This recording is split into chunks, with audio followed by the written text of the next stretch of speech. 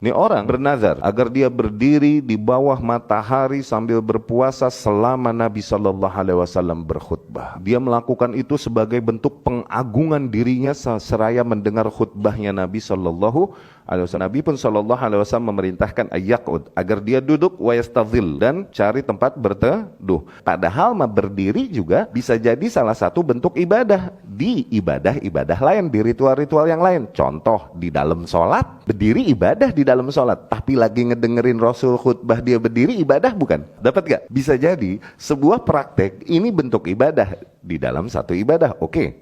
Tapi di ibadah lain ini gak masuk. Bismillah walhamdulillah wassalatu wassalamu ala rasulillah wa ala alihi wa ashabihi wa man walah amma ba'd. Ikhwati rahimakumullah, melanjutkan pembahasan kita dari Jami'ul Ulum wal Hikam. Ikhwah, ana mohon untuk yang di belakang maju deh, rapetin ke depan. Kenapa jadi pada mepet ke sono? Maju deh yang di belakang, maju deh, mepet ke depan. Biar full di depannya. Itu para ashabul bab, anak-anak pintu. Kenapa demen bener masuk terus duduk, ngalingin orang. No, ke sono no, kosong no, tuh, situ kosong tuh. Situ kosong. Masuk. Ya. Baik, masuk ke hadis ke-5 dari Jami'ul Ulum wal Hikam, ya. Diriwayatkan dari Ummul Mukminin Ummu Abdillah radhiyallahu anha, ya.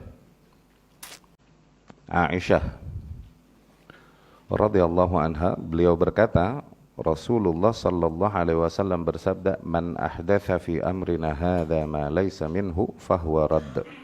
Barang siapa yang membuat-buat hal baru, yakni menginovasi hal-hal baru di dalam urusan kita ini, yakni dalam agama, dalam ajaran agama. Ma laysa minhu, yang tidak ada contohnya dari agama ini, okay? Fahuwa radd. Maka ia tertolak.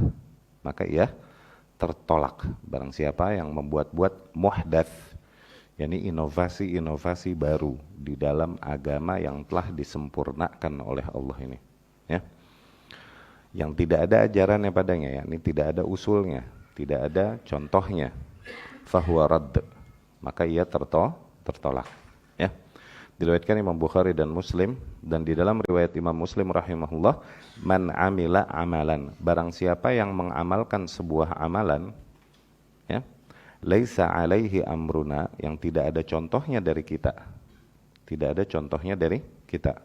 fahuwa radd, maka ia tertolak, ya. Tayyib, hadis ini adalah hadis yang agung di antara hadis-hadis yang menjadi pondasi Islam, ya.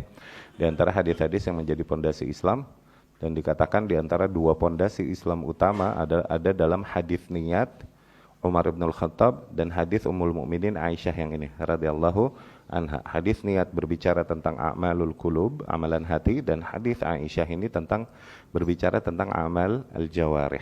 Dikatakan para al-Imam Asy-Syafi'i rahimahullah dan para ulama mengungkapkan hadis ini termasuk madar ad-din,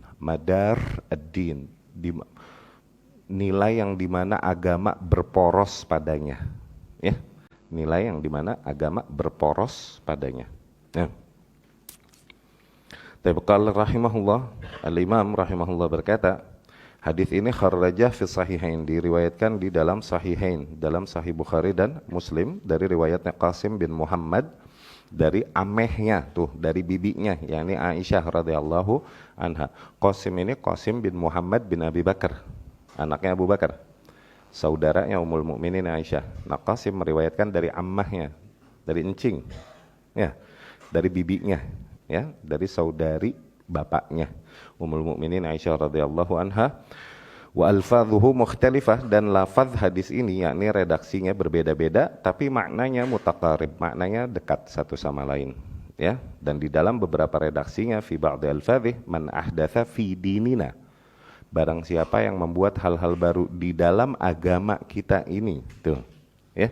Yani redaksi yang berbeda-beda ketika kita mengumpulkan sanad, ini fungsinya diantaranya adalah di mana seringkali redaksi itu mentafsirkan satu sama lain, ya, mengkhususkan, membayan, mengkhususkan atau mengkoyad satu sama lain, ya. Man ahdatsa fi dinina, barang siapa yang membuat muhdats, hal-hal baru di dalam agama kita ini, malaisa fihi, yang tidak ada di dalam agama sebelumnya, tidak ada contohnya, fahuwa rad, maka ia tertolak. Ya. By the way, Ummul Mukminin Aisyah radhiyallahu anha dibilang Ummu Abdillah, ibunya Abdullah. Oke? Dikarenakan seringnya dia ngasuh Abdullah ibnu Zubair radhiyallahu anhu. Ya. Karena Abdullah ibnu Zubair anaknya Asma. Asma ini empoknya Aisyah radhiyallahu anha. Sebagaimana seorang saudari ketika kakaknya atau adiknya punya anak, akhirnya dia megangin dan kemudian sayang begitu sama anaknya, sehingga akhirnya dipanggillah Ummu Abdillah, ibunya Abdullah. Ya. Asma ini, Asma binti Abi Bakar Siddiq radhiyallahu anhu, dia istri dari Zubair bin Awam radhiyallahu anhu. Nah, ini punya anak Abdullah ibnu Zubair yang merupakan awal maulud fil Islam, firstborn, baby born pertama di dalam Islam, Abdullah ibnu Zubair, yakni manusia pertama yang dilahirkan sudah dalam keadaan bapak ibunya Islam. Oke. Asma binti Abi Bakar Siddiq radhiyallahu anhu dalam usia kandungannya 9 bulan, pada saat itu dia ke Gua Thur membawakan makanan untuk ayahnya, yakni abahnya Abu Bakar, dan Rasulullah Shallallahu Alaihi Wasallam yang sedang bersembunyi dari kejaran kaum musyrikin pada saat itu. Asma inilah yang memiliki gelar akhirnya nanti Dzatun Nitaqain, wanita yang bersabuk dua. yakni wanita dulu harus mereka pakaiannya gombrang dan harus ada tali yang mengikat di pinggangnya, nitaq namanya. Oke. Nah, pada saat membawa makanan untuk Rasulullah dan Abu Bakar Siddiq radhiyallahu anhu di Thur untuk ayahnya dan Rasulullah, pada saat itu dia memerlukan tali untuk mengikat makanan ini. Akhirnya nitaqnya ini, sabuknya dirobek dua, satu dipakai buat mengikat makanan, satunya tetap dipakai buat mengikat pinggangnya, ya. Dari situ disebutlah dia Dzatun Nitaqain, di antara lakab-lakabnya, ya, di antara julukan-julukan beliau radhiyallahu anha. Wanita yang terkenal luar biasa dengan keimanan yang teguh dan sangat tangguh, sehingga ketika Abu Jahal, Abu Lahab and the gang mendobrak rumah Abu Bakar Siddiq radhiyallahu anhu dan mencari Abu Bakar, okay? Karena Rasul Shallallahu Alaihi Wasallam pergi diam-diam bersama Abu Bakar radhiyallahu anhu, dan para kaum musyrikin yang udah menunggu di depan rumahnya nih nggak melihat kepergian Rasul di hadapan mereka, karena Rasul mengambil sejumput tanah dan dilemparkan ke arah mereka sambil berkata syahatil wujuh, ya kan, sehingga mereka tak melihat Rasul lewat Shallallahu Alaihi Wasallam. Kemudian bersama Abu Bakar pergi meninggalkan Makkah, sehingga ketika datanglah syaitan, di antara syaitan berwujud manusia mengatakan kepada mereka Muhammad udah pergi, gitu. Barulah mereka mulai bergerak, mereka ngedobrak pintu Rasul. Tidaklah mereka temui di rumah Rasul tidur di atas kasurnya kecuali Ali ibn Abi Thalib radhiyallahu anhu. Lihat Ali ibn Abi Thalib ini radhiyallahu anhu, dia mempertaruhkan nyawanya untuk menyelamatkan Rasulullah Sallallahu Alaihi Wasallam. Dia pertaruhkan nyawanya, dia berada di posisi dan di kasurnya Rasulullah Sallallahu Alaihi Wasallam. Kalau langsung disikat, ya kan? Karena dia begitu mulia mempertaruhkan nyawanya di ranjang Rasulullah Sallallahu Alaihi Wasallam, dimuliakanlah ranjangnya kelak dengan putrinya Rasulullah Sallallahu Alaihi Wasallam, Fatimah radhiyallahu anha. Dapat. Kemudian Abu Bakar disamperin rumahnya oleh para kaum musyrikin dan didobrak, tidaklah ditemui kecuali ada Asma doang. Asma ditanya oleh Abu Jahal dan lain-lain, aina abuk, mana ayahmu? La adri, tidak tahu. Terus digampar, dipukul sampai terjatuh. Perkataannya luar biasa Asma pada saat itu, dipukul dia, digampar sampai jatuh, dan dia berkata, awalamma lam taqdiru 'ala rijal tadriban nisa. Apakah ketika kau tak sanggup lagi menghadapi para lelaki kemudian kau memukuli wanita? Akhirnya mereka pun menahan diri karena malu dan pergi meninggalkan Asma radhiyallahu anha. Nah, Asma ini yang punya anak Abdullah ibnu Zubair radhiyallahu anhum ajma'in, dan kemudian Aisyah yang banyak megang Abdullah akhirnya mendapat kunyah Ummu Abdillah. Singkat cerita demikian, ya. Wa hadzal hadits aslun 'azim min usulil Islam. Hadis ini merupakan pondasi di antara pondasi-pondasi besar Islam, yakni di antara nilai-nilai yang amalan-amalan Islam berporos padanya. Yakni lu mau ngomongin apaan, nggak bisa lepas dari hadis ini. Oke? Sama seperti kasus niat. Mau ngomong apa lagi, nggak bisa lepas dari hadis tersebut. Mau ngomong toharoh, mau ngomong tayamum, mau ngomong wudhu, mau ngomong sholat, mau ngomong zakat, puasa, haji, jihad, amar ma'ruf, nahi mungkar, dan lain-lain. Niatnya memang telah diarahkan oleh syariat dan kemudian praktiknya pun telah diarahkan oleh syariat. Sehingga hadis ini menjadi pondasi bagi semua nilai-nilai syariat. Nggak ada satu praktik pun di antara praktik-praktik beragama yang terlepas dari nilai ini, dari aturan ini. Maksudnya demikian. Ya. Sebagaimana hadis al-a'mal bin niyat, mizan lil a'mal fi batiniha, sebagaimana hadis amal bin niyat itu menjadi mizan, menjadi barometer ya bagi amalan-amalan di dalamnya, yang di batinnya, wa huwa mizan lil a'mal fi zahiriha, dan hadis ini menjadi barometer sebuah amalan pada zahirnya ya. Yang niat berbicara tentang hati ya, barometer seseorang benar apa enggak amalannya dilihat dari niatnya. Oke. Dan hadis ini barometer amalan yang zahir. Apakah praktik yang dilakukan sesuai dengan contoh praktik yang datang dari Rasulullah sallallahu alaihi wasallam atau enggak gitu. Ya. Fakama anna kulla amal la yurad bihi wajhullah ta'ala falaysa li'amilihi fihi thawab. Sebagaimana setiap amalan yang tidak diniatkan untuk mengejar ridho Allah, maka si pelakunya tidak mendapatkan pahala, demikian juga kullu amal, demikian juga setiap amalan la yakunu alaihi amrullahi wa rasulihi fahuwa mardudun ala amilih. Demikian juga setiap amal yang prakteknya tidak sesuai dengan arahan Allah dan Rasulnya sallallahu alaihi wasallam, maka dia tertolak pada pelakunya. Wa kullun man ahdatsa fid din ma lam ya'dzan bihillah wa rasuluhu falaysa minad din fi syai'. Dan setiap hal yang merupakan inovasi-inovasi baru di dalam agama yang tidak diizinkan oleh Allah dan Rasulnya, maka hakikatnya dia tidak memiliki tempat di dalam agama sama sekali. Sayati hadis Al-Irbad bin Sariyah anin Nabi sallallahu alaihi wasallam, nanti beberapa hadis berikutnya akan datang, hadis yang diriwayatkan Irbad bin Sariyah radhiyallahu anhu, di mana Nabi sallallahu alaihi wasallam bersabda, "May ya'ish minkum ba'di fasayara ikhtilafan katsira." Barang siapa yang hidup di antara kalian sepeninggalku, kelak ia akan banyak melihat terjadinya perselisihan.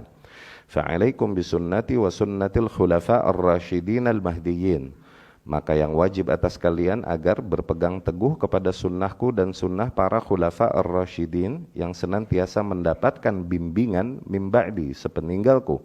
Addu 'alaiha bin nawajid, dan gigitlah dengan gigi geraham, wa iyyakum wa muhdatsatil umur, dan jauhilah oleh kalian perkara-perkara muhdats. Nah ini perkara-perkara di dalam agama yang merupakan hal-hal baru, inovasi baru yang dibuat-buat manusia. Fa inna kulla muhdatsatin bid'ah, karena sesungguhnya setiap perkara yang muhdats demikian adalah bentuk kebid'ahan. Ya, wa kullu bid'ah dhalalah, dan setiap kebid'ahan adalah sebuah bentuk kesesatan.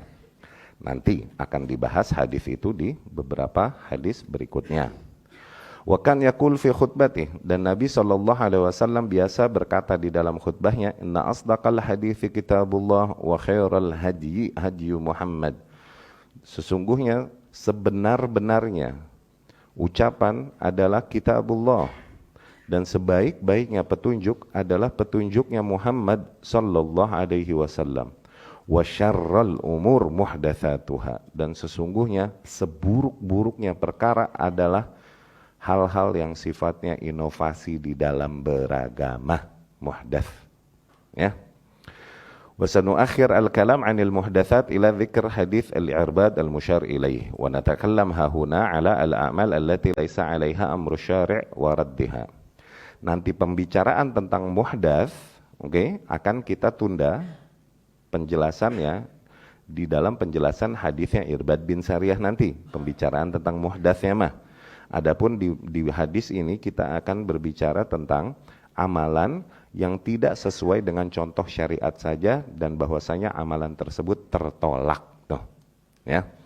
Tapi buruknya bid'ah, muhdas dan lain-lain nanti pembicaraannya di hadis Irbad ibn Sariyah yang dikenal dengan hadis farewell, hadis al-wada'. Hadis wada', ya. Hadzal hadis bimantuqihi yadul ala anna kulla amal laysa alaihi amru syari' fahuwa mardudun wa yadullu bimafhumihi ala anna kulla amal alaihi amruhu fahuwa ghair mardud. Hadis ini menunjukkan dua nilai, dengan mantuk dan dengan mafhum. Mantuk yakni apa yang diucapkan literally. Mafhum yakni apa yang bisa difahami dari situ. Oke? Yang diucapkan literally dapat diambil nilai dari sini bahwasanya setiap amalan yang tidak ada bimbingan syariat, contoh dari syariat dari Allah Subhanahu wa taala, dari Rasulnya di dalam hal tersebut, maka dia tertolak. Secara literally dapat ditangkap demikian kan? Oke? Namun secara mafhum, yakni secara eksplisit, apa? Implisit ya? Implisit. Iya. Kalau licin kepleset jalan. Bisa aja loh. Ya, secara implisit sama eksplisit. Ya, begitu ya, Isa? Iya. Nah, secara implisit maka dapat ditangkap bahwa sebuah amalan baru diterima kalau sesuai dengan contoh dari syariat. Maknanya demikian. Ya, secara mafhum dapat ditangkap demikian berarti, gitu. Wal murad bi amrihi hahuna dinuhu wa syar'uh. Tuh. Dan yang dimaksud dengan amr di sini, yakni perintah Allah di sini ya. Man ahdatsa fi amrina, tuh barang siapa yang membuat perkara baru, membuat hal-hal baru di dalam perkara kita ini, tuh amr di sini yang dimaksud adalah agamanya Allah wa syar'uh dan syariatnya. Seperti yang dimaksud oleh Rasul di dalam riwayat yang lain, man ahdatsa fi amrina hadza ma laisa minhu fahuwa radd. Barang siapa yang membuat hal-hal baru di dalam perkara kita ini, yakni di dalam agama dan syariat ini, ya. Fal ma'na idzan anna man kana amaluhu kharijan 'ani syara' laisa mutaqayyadan bi syara' fahuwa mardud. Maka maknanya dapat disimpulkan bahwasanya barang siapa yang amalannya di luar dari syariah dan tidak terikat dengan contoh dan bimbingan syariat, maka tertolak, ya. Maka dari situ seorang hamba terkena kewajiban ketika dia mengkhawatirkan agamanya, dia peduli kepada agamanya, dia terkena kewajiban menuntut ilmu dari situ. Dia harus mengetahui apakah amalan yang aku lakukan ini memang sesuai dengan contoh Rasul tidak sallallahu alaihi wasallam. Dan seorang hamba harus benar-benar istiqlal, integrated, istiqlal, independen di dalam hal tersebut, terlepas dari ikatan-ikatan yang seringkali mengikat para manusia dari nilai-nilai ajaran taklid turun-temurun dan yang berada di lingkungan sosialnya. Karena seseorang merasa telah beragama seringkali ketika dia mengikuti nilai yang berjalan di kaumnya aja, tanpa mau melihat apakah hakikatnya nilai ini ada contohnya dari syariat atau tidak. Tuh. Dengan hadis demikian akhirnya kita dapat tangkap betapa urgennya untuk setiap individu muslim untuk menuntut ilmu. Menuntut ilmu agama wajib fardu ain ke atas setiap muslim. Minimal untuk apa yang berkaitan dengan kewajibannya saja. Gitu. Adapun untuk mendalami ilmu agama dengan dalam, terus mengetahui dalamnya dan kemudian sub-sub keilmuannya, bahkan ikhtilaf ulama pada itu dan ini itu oke, fardu kifayah sifatnya. Tapi bagi setiap individu muslim yang masih terkena kewajiban sebatas kewajibannya, dia wajib bertauhid gak? Wajib. Maka wajib dia menuntut ilmu tentang tauhid. Dia wajib gak di dalam ibadahnya mengikuti contoh Rasul sallallahu alaihi wasallam? Wajib. Maka wajib dia menuntut ilmu tentang ibadah-ibadah yang dilakukannya tersebut. Salatnya, zakatnya, puasanya, hajinya, umrohnya dan lain-lain, apakah sesuai dengan contoh yang datang dari Rasulullah sallallahu alaihi wasallam? Enggak ada jalan lain untuk seorang hamba bisa menyesuaikan ibadahnya dengan yang dicontohkan syariat kecuali melalui jalan menuntut ilmu. Enggak ada jalan lain, enggak mungkin ada jalan lain. Ya, Kalau ada seorang hamba yang mengaku dia mendapatkan ilmu tanpa proses menuntut ilmu, maka pengakuannya dusta hakikatnya. Ya. Sebagaimana yang disiarkan oleh kelompok sufi namanya ilmu laduni, tau gak lo? Laduni. Jadi ini anak toto pinter, wow, jenius tuh. Ini kan contoh ilmu laduni siapa? Imam Ghazali. Lo nggak tahu Imam Ghazali ngaji sampai keder berapa kali Imam Ghazali, baru nemu manhaj yang hak mau meninggal rahimahullah, ya kan, dan lain-lain. Laisa alaihi amruna, isyarah ila anna a'malal amilin kulluhum yanbaghi an takun tahta ahkam syariah. Tuh, barang siapa yang mengamalkan sebuah amalan tuh laisa alaihi amruna, yang tidak ada contoh kita di dalam hal tersebut, tidak ada perintah kita, maksudnya tidaklah kita ajarkan dalam hal itu. Ini isyarat bahwasanya amalan-amalan para manusia seluruhnya haruslah berada di bawah hukum syariat. Fatakun ahkam asy-syariah hakimah 'alaiha bi amriha wa nahiha. Tuh, maka hukum syariat yang ada harus menjadi hakim ke atas amalan-amalannya, ya. Hukum syariat yang terkandung di dalamnya dengan seluruh bentuk perintah dan larangannya. Faman kana amaluhu jariyan tahta ahkami syariah muwafiqan laha fahuwa maqbul. Maka barang siapa yang amalannya berjalan di bawah hukum syariat dan sesuai dengan contoh yang datang dari syariat, maka dia diterima, yakni insyaallah. Wa man kana kharijan an dzalik, dan barang siapa yang amalannya di luar hal tersebut, fahuwa mardud, maka ia tertolak. Dan a'mal kisman, amalan ada dua jenis, dua bagian. Ada ibadat dan muamalat. Tuh. Ada sifatnya hablum minallah sama hablum minan nas, ya. فأما العبادات فما كان منها خارجا عن حكم الله ورسوله بالكلية فهو مردود على آمله. Tuh. Adapun amalan-amalan yang sifatnya ibadah itu maksudnya ritual, ya.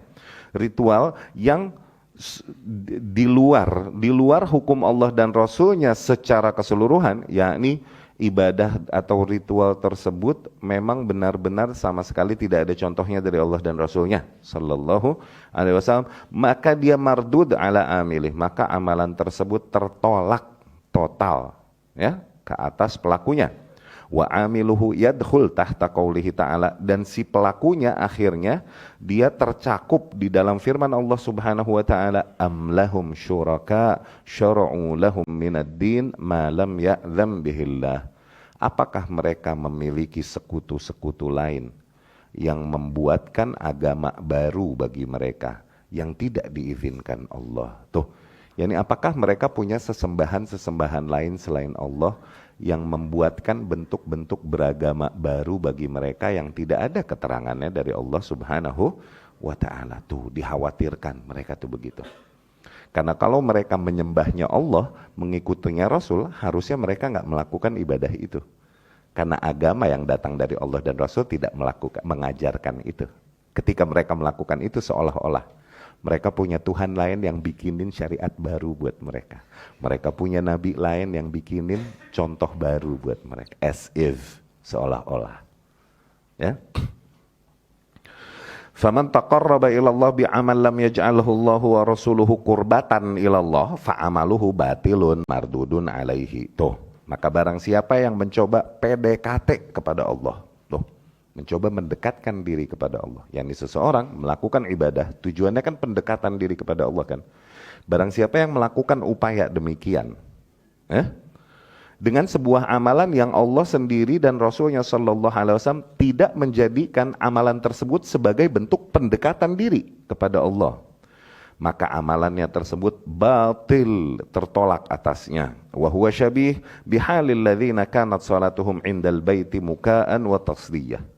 Kondisi orang demikian serupa dengan orang-orang yang sholatnya di Ka'bah pada saat itu dalam bentuk muka dan tasdiyah, siulan-siulan dan claps dan tepukan-tepukan tangan. Jadi orang jahiliyah dulu ibadahnya nih di Masjidil Haram di Ka'bah nih dengan heheotan, ya, siul sambil keprok tuh. Dan mereka mengira ini mendekatkan diri kepada Allah Subhanahu wa ta'ala. Nah, mereka yang melakukan amalan-amalan yang enggak diajarkan Allah dan Rasulnya sallallahu alaihi wasallam sebagai bentuk pendekatan dirinya, ini rupanya kayak mereka. Ya, serupa dengan mereka.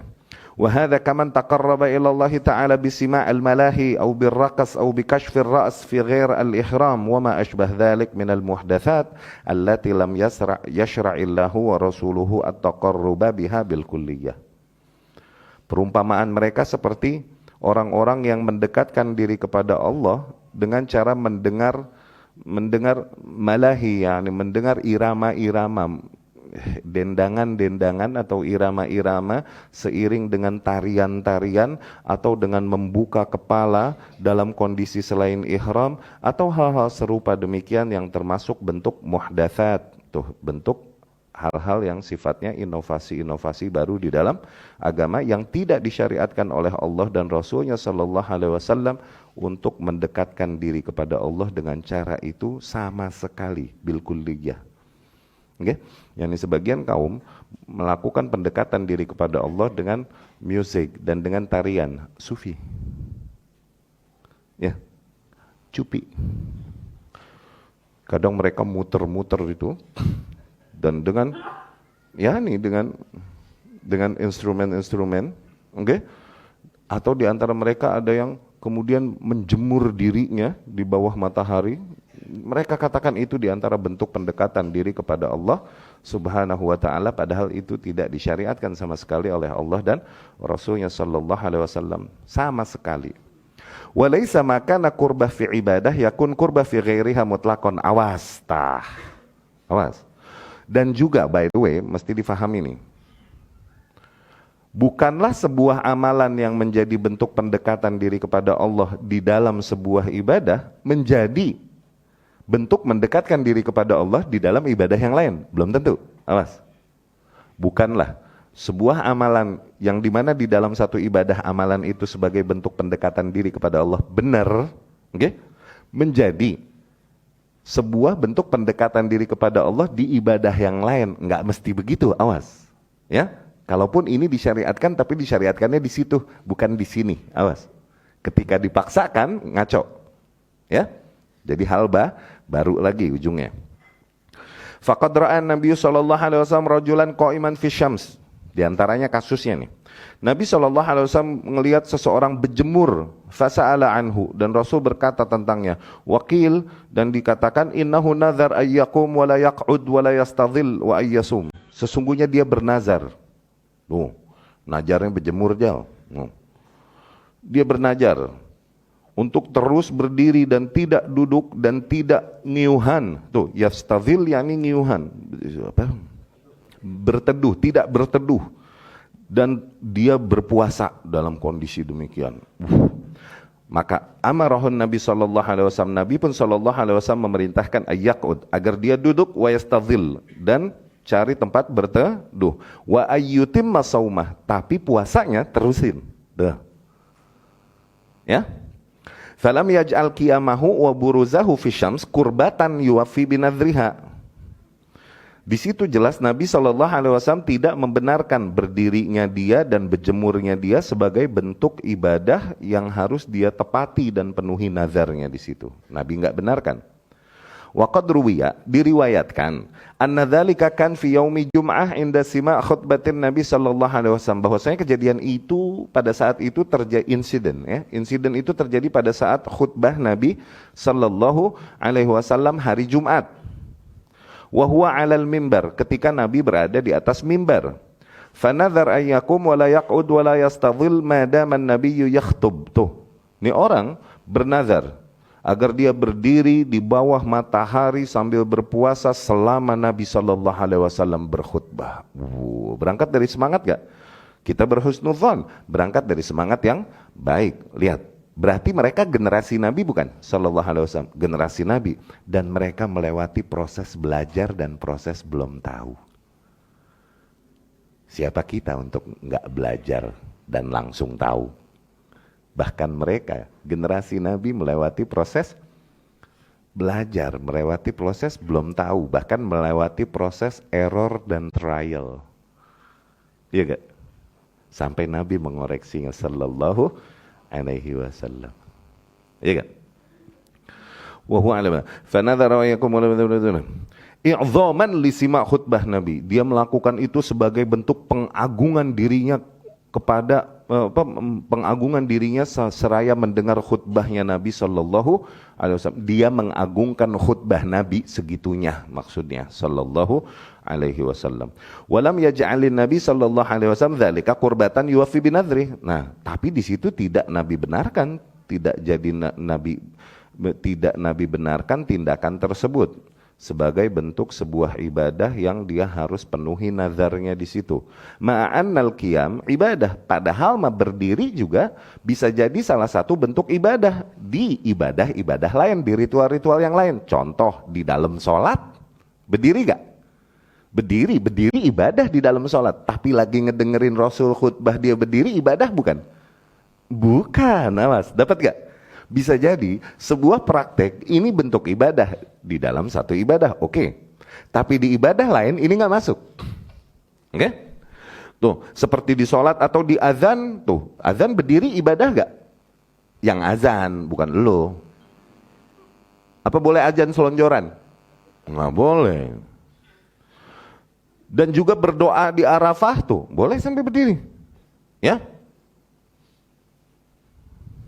Wal buruz li syams kurbah lil muhrim. Demikian juga membiarkan diri terkena matahari. Itu bentuk ibadah bagi muhrim, bagi orang yang berihram. Dia nggak boleh nutup kepalanya, nggak boleh iya kan? Itu ibadah. Dalam ibadah tersebut, praktek itu adalah bentuk ibadah dalam ritual itu, yang itu. Oke? Fadalla ala annahu laisa kull makan kurbah fi mautinin yakun kurbah fi kullil mawatin. Oh, ini menunjukkan bahwasanya lah, sebuah amalan bisa jadi bentuk ibadah, bentuk pendekatan diri di dalam satu ritual, tapi bukan maknanya dia menjadi bentuk pendekatan diri di ritual-ritual yang lain. Wa innama yuttaba' fi dzalika kulluhu ma waradat bihi syari'ah fi mawadhi'iha. Tuh, yang menjadi patokan hanyalah apa yang dicontohkan oleh syariat di dalam setiap praktek tersebut. Kadzalika man taqarrab bi ibadati nahyin an nuhiya anha bi khususiha kaman shama yaumal id aw shalla waqtan nahi. Demikian juga sebagaimana orang yang melakukan ibadah-ibadah yang dilarang secara khusus tapi dalam kondisi tertentu, seperti orang yang sengaja puasa di hari Id, atau dia sholat sengaja tapi di waktu-waktu yang terlarang. Tuh, puasanya mah ibadah nggak? Ibadah. Tapi boleh nggak puasa di tasyrik? Nggak boleh. Ya kan? Sholat sunnah ibadah nggak? Sholat sunnah ya ibadah, udah. Tapi boleh nggak sholat sunnah abis asar sengaja? Atau abis subuh? Ini waktu-waktu yang terlarang.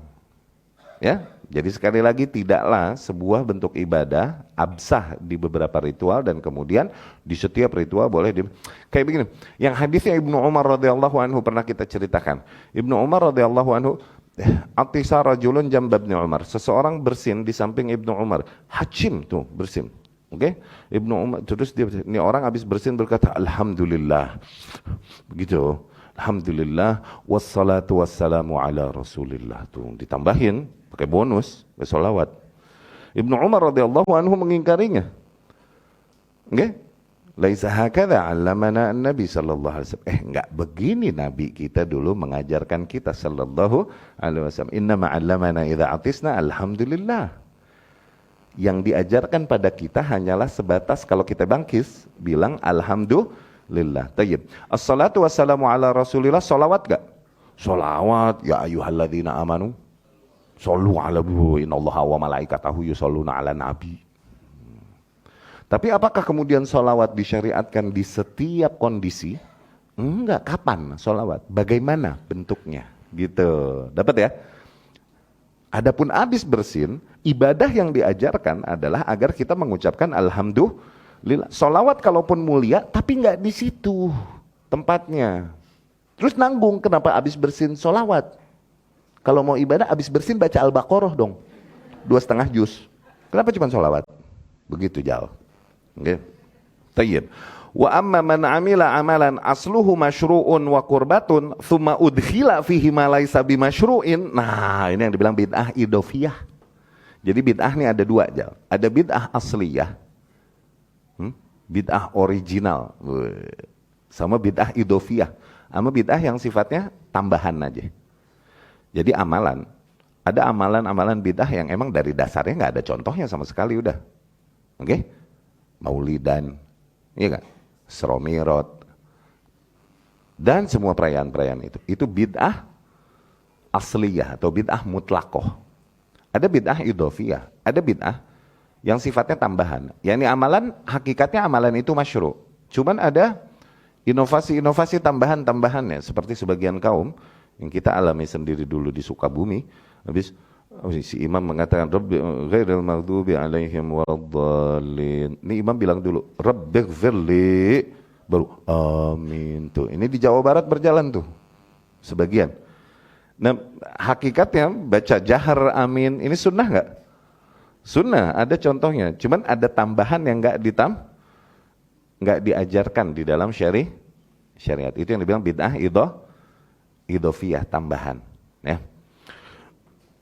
Au akhalla fihi bimasyru'in fahadha aidan mukhalif lisyariah biqadar ikhlalihi bima akhalla bihi au idkhaluhu ma udkhila fihi. Ya. Ya, jadi hakikatnya ada amalan yang aslinya disyariatkan dan merupakan bentuk pendekatan diri kepada Allah yang dibenarkan di dalam syariat. Tapi kemudian dimasuk-masukin tambahan-tambahan yang tidak disyariatkan. Ya. Atau mungkin dimasukin dengan sebuah tambahan yang disyariatkan tapi bukan pada tempatnya di situ. Ya. Mukhalif li syariah biqadar ikhlali. Nah, yang kayak gini menyelisihi syariat akhirnya sesuai dengan kadar pelanggarannya, bima akhalla bihi, au idkhaluhu ma udkhila fihi, sesuai dengan kadar tambahan yang dibuat-buat dan dimasuk-masukannya ke dalam amalannya tersebut. Nah, yang kayak gini, hal yakunu amaluhu min aslihi mardudan alaihi aula. Tuh. Apakah amalannya itu tertolak total dari awal kepada si pelakunya sebagaimana yang diancamkan tadi atau tidak? Maka jawabannya hadza la yutlaq al-qaulu fihi biraddin wala qabul bal yunzar fihi. Nah, kalau kasusnya demikian, itu enggak bisa diberikan jawaban yang mutlak. Diterima total atau ditolak total amalannya. Tapi mesti dilihat lebih jauh. Nah, ini berarti ada beberapa kemungkinan orang melakukan hal tersebut berangkat dari apa? Oke? فإن كان ما أخل به من أجزاء العمل أو شروطه موجبا لبطلانه في الشريعة كمن أخل بطهارة للصلاة مع القدرة عليها. Apabila amalan yang ditinggalkannya di dalam ritual yang dilakukannya tersebut, oke? Jadi bisa jadi maksudnya kekeliruan terjadi dengan menambahkan sebuah amalan atau mungkin menghilangkan salah satu bentuk amalan pada sebuah ritual. Nah, yang kayak gini tertolak total atau enggak? Maka jawabannya enggak bisa diberikan jawaban yang sama satu, mesti dilihat lebih jauh. Di antaranya kondisi-kondisi hal tersebut terjadi. Apabila amalan yang ditinggalkan di dalam praktek tersebut, di dalam ritual tersebut, adalah merupakan syarat dari amalan itu, yang akhirnya otomatis akan mendatangkan kebatalan amalan tanpa hal tersebut, seperti misalnya seseorang melakukan sholat tapi nggak bersuci dulu, nggak toharoh dulu. Dia meninggalkan toharoh untuk sholat. Ma'al qudrah alaiha, padahal dia mampu melakukan, maksudnya nggak ada uzur, dia nggak wudu, nggak ada tanpa uzur. Ya. Au kaman akhalla birruku au bisujud ma'at tuma'ninah fihi atau mereka yang meninggalkan ruku atau sujud di dalam sholatnya dalam kondisi tuma'ninah. Fahadha amal mardud alaih, maka yang demikian ya tertolak atas pelakunya, wa alaihi i'adatuh, yang ada wajib ke atasnya untuk mengulang amalannya tersebut in kan fardon, apabila sholatnya tersebut sholat fardu, dia harus ulang. Ya, jadi tumakninah ini maksudnya sampai ke titik sempurna, ruku dan sujud sampai titik sempurna, itu wajib, awas. Maknanya seseorang jangan sampai begitu cepat di dalam ruku sampai belum sampai posisi ruku dia udah balik lagi. Begitu cepat di dalam sujud sehingga belum sempurna sujud dia udah balik lagi. Tuh, itu maksudnya tumakninah di situ. Padahal dia mampu melakukan itu, kemudian dia tinggalkan tumakninahnya di situ, oke? Maka amalannya tuh batal dan tertolak. Kalau sholatnya lagi ngomongin sholat fardu, dia harus ngulang. Dia harus ngulang, ya. Wa in kan, nah kemungkinan kedua kejadiannya nih, ma akhalla bihi la yujib butlanal amal. Apabila hal yang ditinggalkannya tersebut tidak mesti membatalkan amalan yang dilakukannya, seperti contoh, seseorang yang dia enggak jamaah, tapi dia sholat tuh, tapi dia meninggalkan jamaahnya, tuh, oke? Lissalah al-maktubah, untuk sholat yang wajib, indaman yujibuha, untuk kelompok yang menganggap bahwasanya sholat jamaah wajib, wala yaj'aluha syartan, tapi tidak menjadikan sholat jamaah sebagai syarat, fahadha la yuqal inna amalahu mardud min aslih bal huwa naqis. Tuh, yang kayak gini tidak dibilang amalannya tertolak semuanya, tapi dibilang amalannya tidak sempurna tapi sah. Tuh. Jadi orang yang mengatakan, kelompok yang mengatakan bahwasanya sholat berjamaah wajib, oke? Sewajib-wajibnya sholat berjamaah untuk sholat maktubah, oke? By the way, jumhur dari para imam ahlus sunnah madhab yang lebih condong mengatakan jamaah wajib itu hambali, oke? Nah, tapi mereka mengatakan wajibnya sholat berjamaah juga bukan berarti kewajiban tersebut syarat bagi sholat. Dalam artian kalau enggak dalam berjamaah berarti batal dan tertolak, enggak begitu juga, gitu, oke? Dia sah sholatnya tapi nggak sempurna akhirnya karena tidak pada jamaah bagi kelompok yang mengatakan wajibnya sholat berjamaah. Tuh dia meninggalkan salah satu bentuk amalan tapi amalan tersebut tidak berefek batalnya ritual yang dia lakukan. Oke? Fahadha la yuqal inna amalahu mardud. Nah, yang kayak gini tidak dibilang amalannya tertolak total min aslih, dari asalnya, bal huwa naqis, tapi terhitung amalannya naqis, tidak sempurna aja. Tuh. Seperti kita yang meyakini misal sholat wajib rapat, wajib merapatkan, tayyib, wajib hukumnya zen di dalam jamaah di dalam shaf. Ketika tidak merapatkan, maka kita bilang ada dosa, ada kewajiban yang ditinggalkan. Tapi apakah kemudian jadi batal sholatnya? Enggak. Awas. Itu wajib tapi bukan syarat salat. Zen. Wa in kan qad zada fil amalil masyru' ma laysa bimasyru' fa ziyadatuhu mardudatun alaihi. Tuh. Dan apabila dia telah menambahkan di dalam amalan yang disyariatkan dengan hal-hal yang tidak disyariatkan, maka tambahannya tersebut yang tertolak baginya. Bimakna annaha la takunu qurbah wa la yutsab 'alaiha. Maknanya tambahannya tersebut tidak menjadi bentuk ibadah dan tidaklah dia dapat pahala dari hal tersebut. Nah, tadi kayak Rabbighfirli, amin tuh. Itu tertolak karena bid'ah. Oke? Tapi apakah amalannya batal dengan itu? Tidak. Tidak jadi batal, kalaupun tertolaklah akhirnya bagiannya itu, tambahannya itu. Dia menambahkan padahal yang masyru' sesuatu yang tidak masyru', ya. Tapi kita dengarkan dulu adzan kemudian kita lanjutkan. Aqulu qouli hadza wa astaghfirullah li wa lakum.